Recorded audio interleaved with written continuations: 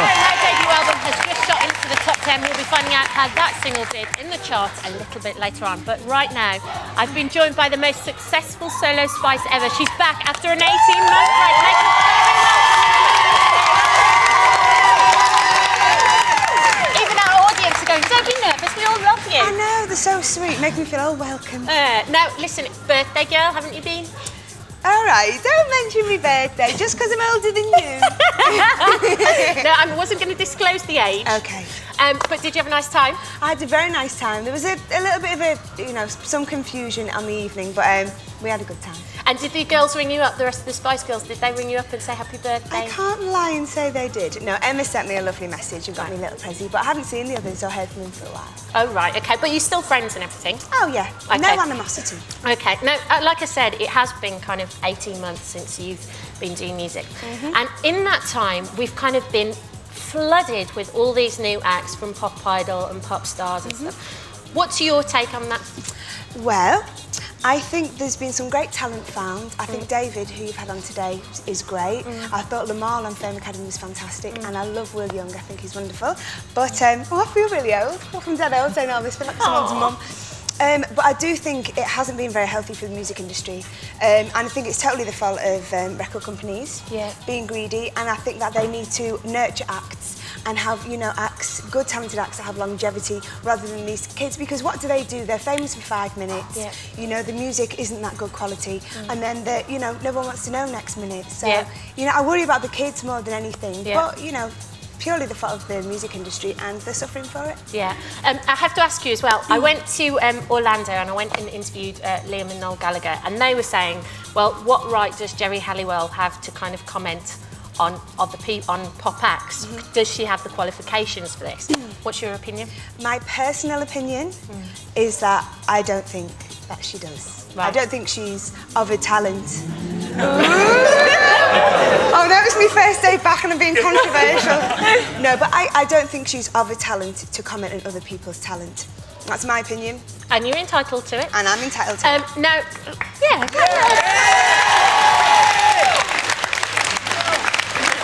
now also, Girls Aloud are being kind of hailed as the new Spice Girls. Do you think they will ever have your success?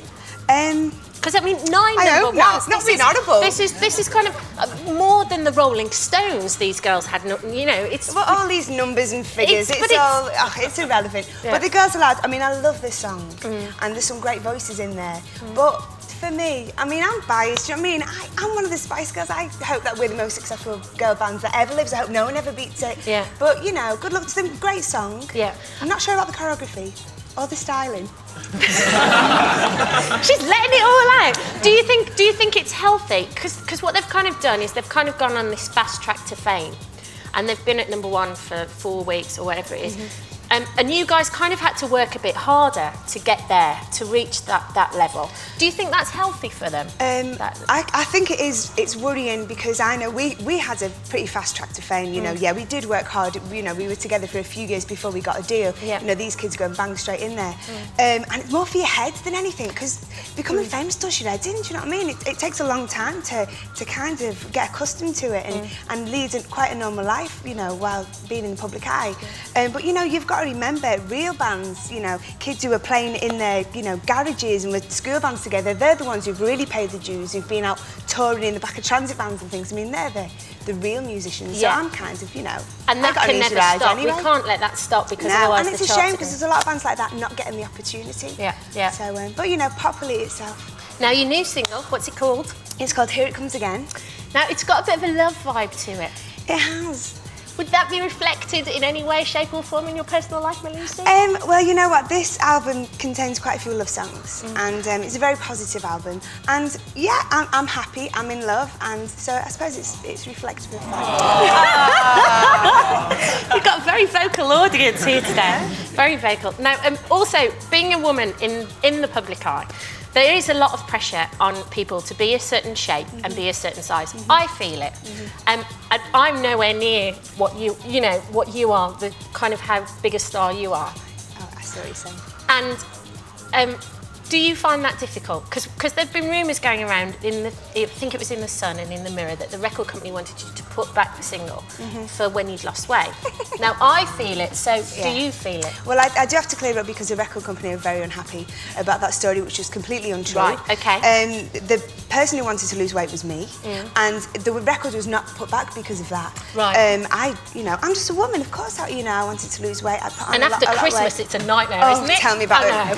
But I think it's it's awful, and it's such a pressure, and it's and it gets put on so many. It's getting younger and younger.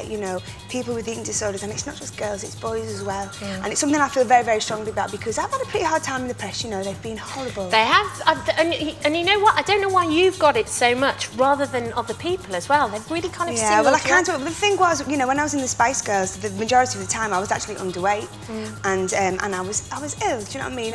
I wasn't eating properly, and I think it was because it was such a drastic transformation. I think that's why they've picked up on it.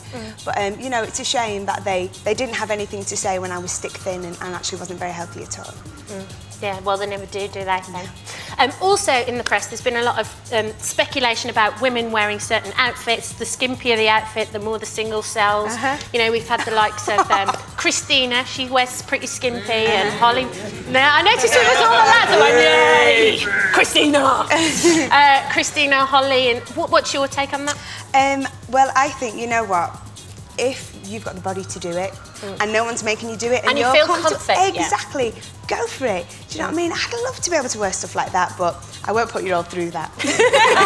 Well, thank you so much. It has been so nice you coming on the show, and also having a guest where you can ask them any questions that you want to ask them, and she's answered them all, ladies and gentlemen.